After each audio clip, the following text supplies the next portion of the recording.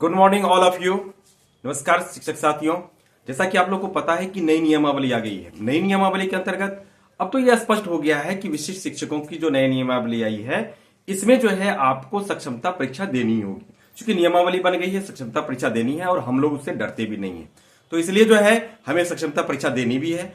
और चूंकि आपको मालूम है कि जिस तरह से बताया गया है, जिस तरह से ये परीक्षा ली जाएगी और परीक्षा का जो स्टैंडर्ड होगा उसके आधार पर मैंने कुछ नियम जो है मैथमेटिक्स के आधार पर लिया है। मैथमेटिक्स में जो आपके प्रश्न आएंगे तो प्रश्न जो है जो भी हो, चाहे परीक्षा किसी की भी हो, सक्षमता परीक्षा हो या बीपीएससी के माध्यम किसी तरह की परीक्षा हो, तो जितनी भी कंपटीशन की परीक्षाएं होती हैं तो कंपटीशन की परीक्षा में आप देखेंगे कि उसमें समय की बहुत ही किल्लत होती है। कम समय में आपको ज्यादा से ज्यादा प्रश्नों को सॉल्व करना होता है। तो मैं आप लोगों के लिए लेकर आया हूं मैथमेटिक्स में ट्रिकी मैथमेटिक्स। इसमें ट्रिक के माध्यम से आप बहुत ही कम समय में ज्यादा से ज्यादा प्रश्नों को सॉल्व कर सकते हैं और अपने प्रश्न उत्तर को जो है सॉल्व करके जो है अच्छे मार्क्स प्राप्त कर सकते हैं। तो अब मैं आपको जो ले चलता हूं कि आपके सक्षमता परीक्षा में मैक्सिमम कहां कहां से प्रश्न आ सकते हैं, किस किस भाग से प्रश्न पूछे जा सकते हैं, आज मैं उसके बारे में डिटेल करूंगा और इसमें डिटेल करूंगा और क्रम मेरा चलता रहेगा।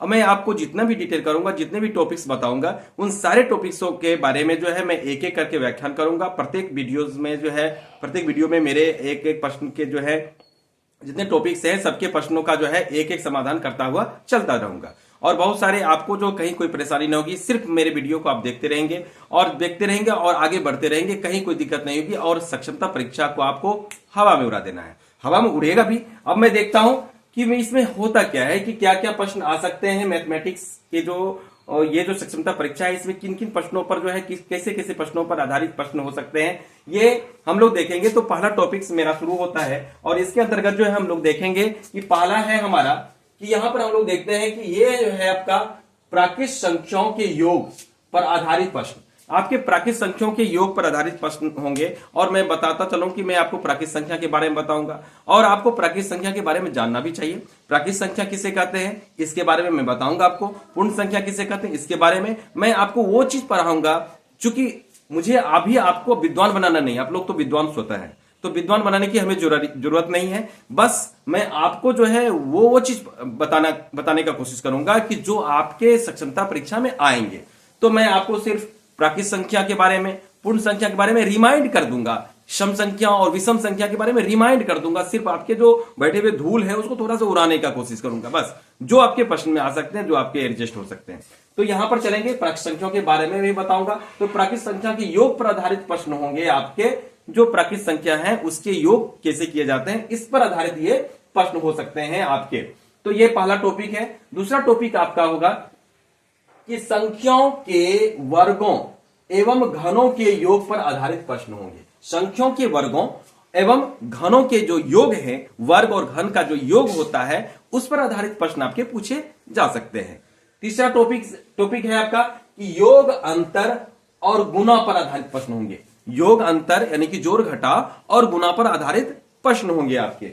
चौथा टॉपिक आपका आता है कि जैसे भाग की कोई लंबी विधि है और उस लंबी विधि को कितने ही आसान तरीके से आप बना सकते हैं। एक चूंकि लंबी विधि देगी और वैसे आप अगर उसको नॉर्मल ढंग से अगर बनाते हैं, चूंकि भाग बनाने का विधि तो आपको पता है, उसको अगर उस तरह से आप बनाना शुरू करते हैं तो आपको बहुत ज्यादा समय लग जाएगा। पता चलेगा आप एक प्रश्न सॉल्व किए और पूरा समय समाप्त हो गया। तो हम जो आपको बताएंगे, हम जो आपको यानी कि जो भाग की लंबी विधि का जो यानी कि बनाने का तरीका बताएंगे, बहुत ही आसान तरीका होगा, बहुत ट्रिकी माध्यम से होगा और आप इजी में उसे बनाते हुए चले जाएंगे। तो हमारा ये चौथा टॉपिक था। और चौथे टॉपिक के बाद आपने एक टॉपिक, दूसरा टॉपिक और तीसरा टॉपिक और चौथा टॉपिक। अब चलेंगे, हमें क्या है कि गुना और भाग पर आधारित प्रश्न होंगे आपके सक्षमता परीक्षा में। गुना और भाग पर आधारित जो प्रश्न होंगे उस पर भी प्रश्न पूछे जाएंगे। और ये गुना भाग आप इतना आसान नहीं समझे कि आप छोटे से बस गुना जैसे करते हैं वैसे करते होंगे, इतनी ही आसान कि आप उसको गुना कर सकते हैं। लेकिन जब गुना आप करना शुरू करेंगे तो आपको बहुत ज्यादा समय लग जाएगा। मैं उसको एक ट्रिक के माध्यम से बहुत ही आसान तरीके से जो है गुना करने का तरीका बताऊंगा और आप इजी वे में कर देंगे और पता चलेगा कि आपने चुटकी क्या बजाया, आपका प्रश्न सॉल्व हो गया। तो ये देखते हैं कि ये 5वें नंबर के टॉपिक होंगे आपके गुना और भाग पर आधारित प्रश्न। आपके 6ठे नंबर में आ जाते हैं कि भाग की गुणनखंड पर जो आधारित प्रश्न होंगे, भाग की गुणनखंडन विधि पर जो आधारित प्रश्न होंगे वो प्रश्न हो सकते हैं आपके 6ठे नंबर टॉपिक में। आ जाइए 7 सातवें टॉपिक में आते हैं कि भाज्यता पर आधारित प्रश्न, यानी कि भाज्यता के नियम पर आधारित जो प्रश्न होंगे वो आपके 7वें नंबर टॉपिक में होंगे। उसके बाद है अंकों पर आधारित प्रश्न। अंक पर आधारित प्रश्न जो पूछे जाएंगे उससे भी पूछे जाएंगे प्रश्न, आपको ये चीज आप निश्चित हो जाइए कि उससे प्रश्न पूछे जाएंगे। तो अंक पर आधारित प्रश्न जो है वो भी आएंगे, जो कि आपका टॉपिक होगा 8 नंबर। उसके बाद चलते हैं हम लोग, कहता है कि गुना पर आधारित प्रश्न। गुना पर आधारित आप तो गुना तो कर ही रहे हैं, इससे पहले भी होगा। ये गुना पर आधारित प्रश्न आप कहेंगे कि सर आपने पहले भी तो गुना बताया है, इसमें भी बता रहे हैं, लेकिन ये गुना पर आधारित प्रश्न जो होंगे आपके संख्याओं के पारस्परिक संबंधों पर जो आधारित प्रश्न होंगे ये।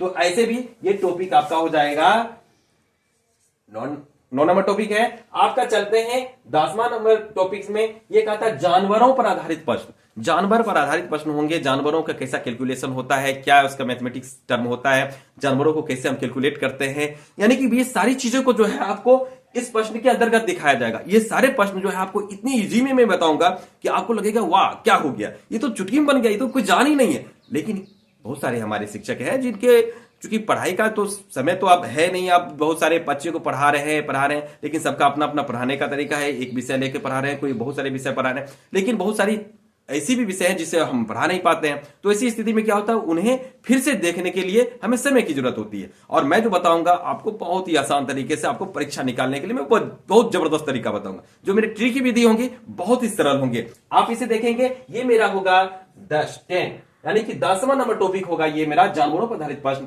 और 11वां नंबर टॉपिक होगा मेरा गुना, भाग, जोड़ और घटा। इस पर आधारित जो है हमारे प्रश्न होंगे। तो इन सारे ये आधारित प्रश्न जो होंगे ये भी आपके प्रश्न में आएंगे, आने के आपके सक्षमता परीक्षा में पूछे जाएंगे। तो ऐसे प्रश्नों को भी मैं बस चुटकी में खत्म करूंगा और ट्रिक के माध्यम से करूंगा, जिससे आपकी पूरी की पूरी समय बची रहेगी और आगे अगले प्रश्न को भी आप सॉल्व कर सके उन्हीं समय। तो ये समय की बचत में कराऊंगा आपको इस मैथमेटिक्स के, ये ट्रिकी मैथमेटिक्स होगी और बहुत ही कम समय में आप इसे बना सकते हैं। तो ये मेरा होगा 11 नंबर, यानी कि 11वां जो है आपका जो है ये टॉपिक रहेगा मेरा।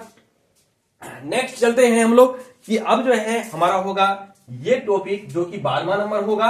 ये 12वां नंबर टॉपिक है इकाई का अंक ज्ञात करना, कि इकाई आप कैसे बहुत बार यानी कि अंकों का समूह दे दिया जाएगा, उसके ऊपर एक डिजिट दी जाएगी और लंबी डिजिट होगी और उसको आपको बताना कि इसमें इकाई क्या होगा। आप अगर कैलकुलेट करना शुरू करेंगे तो पता चलेगा अरे गुना कर रहे हैं करते जा रहे हैं, पता चलेगा पूरा समय समाप्त हो गया और आपको क्या पता कि आपकी पूरी परीक्षा की जो टाइम होती है वो समाप्त हो जाएगी और आप जो है एक ही प्रश्न में लटके रह जाएंगे। तो लेकिन मैं उसको चुटकियों में बनाना सिखाऊंगा, बहुत ही अच्छे तरीके से होगा। वो हमारा इकाई का अंक ज्ञात करने का जो तरीका होगा वो ट्रिकी होगा, उसके बारे में जानेंगे। शेष ये 12 नंबर जो 12 तरह के जो प्रश्न होंगे ये तो होंगे ही, साथ ही इससे ज्यादा प्रश्न पूछे जाएंगे नहीं मैथमेटिक्स में, आपको मेरे ख्याल से, मेरा जो अनुभव बता रहा है। और लेकिन फिर भी अगर कुछ प्रश्न ऐसे एक्स्ट्रा आ जाते हैं, तब तक अगर मुझे लगेगा कि नहीं कुछ और भी प्रश्न आ सकते हैं, तो वैसे प्रश्नों के लिए मैंने लास्ट में रखा है विविध प्रश्न, जो कि उसमें एक्स्ट्रा मैं बताऊंगा और वो सब भी आप देख लेंगे।